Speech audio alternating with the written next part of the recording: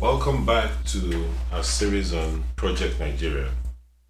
Before we went on a short break, Barrister Luka was talking about law enforcement. So, Barrister Luka, how do you relate law enforcement to militating against? The present law enforcement we have in Nigeria to militating against the attainment of a functional Nigeria. Yeah, thank you very much, Doc.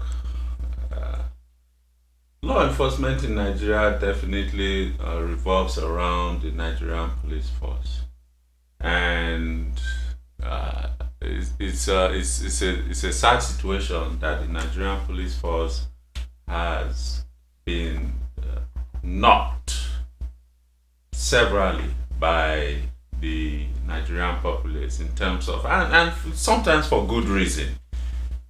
They've had accidental discharges, they've had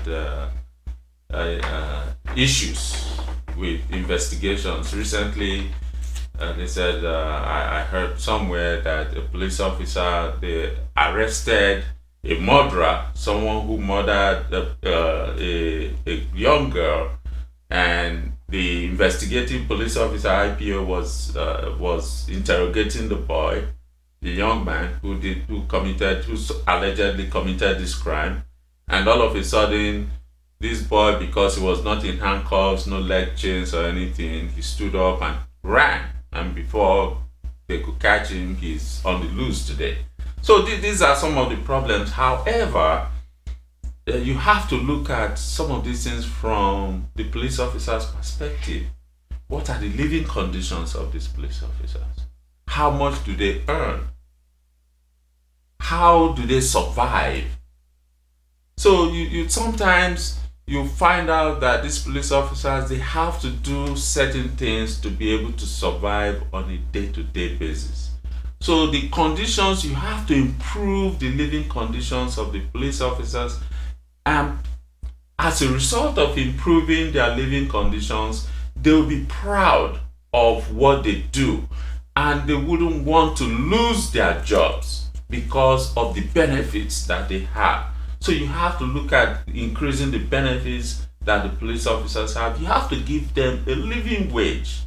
Police officers cannot go on strike, so you have to make it such that rather than them having to agitate for a good living wage, that they are content with what the government is giving to them. And remember, I also mentioned the issue of decentralization. If there are no specific plans by the state government to make the living conditions of the police officers better, it's not going to work. So you have to make it work. You have to make the law enforcement to be effective by keeping them happy and by keeping them and their families happy. Mr. Ochoa, do you have anything to contribute to what he talked about, law enforcement, specifically the Nigerian police force? Yes, please. I think it's a very sad situation where we have a nation where the justice minister was killed in the person of Bola Ige. And up to date, the Nigerian police force have not been able to come up with any outcome of their investigation. But again, I like tracing most of our problems to the value system in the country.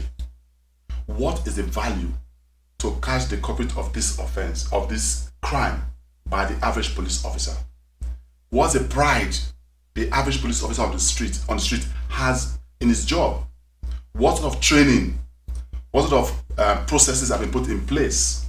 We have police officers that have been called to come and deal with armed robbers with just batons or with outdated guns that cannot even withstand toy guns in the country. So it is a sad situation with most of the pastor, but the police specifically, like Mr.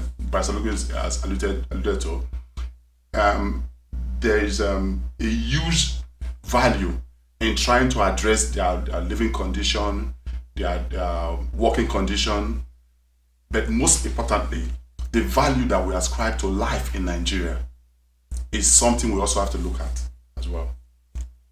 Okay, personally, I have a comment here to make. You know, like you mentioned, Barrister Oluku, you talked about paying the policemen living wages.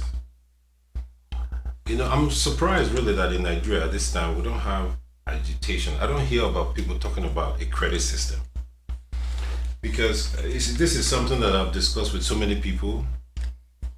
In most developed countries, the minimum wage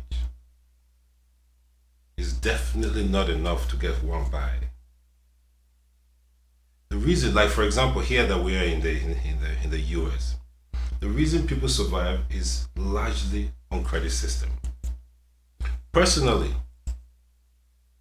as we all know, in most developed countries, the minimum wage, even more than the minimum wage, people that earn much more than the minimum wage cannot afford to get by without a credit system. So personally, I think that in Nigeria, we presently need, in fact, I think it's an emergency. You know, when people talk about how difficult it is right now, because, you know, when I talk to people back home in Nigeria, they talk about how difficult it is to get by these days. And what I ask them is, are you being paid your salary? And they say yes. And what I identify is a problem is a credit system. Right here in the US, how many people can afford to walk into a store and buy a refrigerator of $2,000?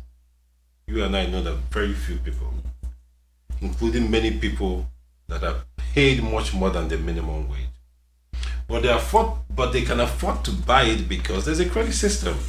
You can go into the store, take out a stock credit and pay for it. And you know, buy it, and you have to pay monthly, maybe a minimum, you know, a little amount monthly. That brings me to what you talked about having a national identification system. So do you have any other thing, like any other follow up to law enforcement? Any other problem you think we should address? Definitely, we have to look at the judiciary. We have to look at the judiciary, the functionality of the judiciary, and but it's something that we have to look at. Sorry, Mr. Barrister. At this time, I think we need to take a short break. We'll come back and discuss that. Thank you for watching.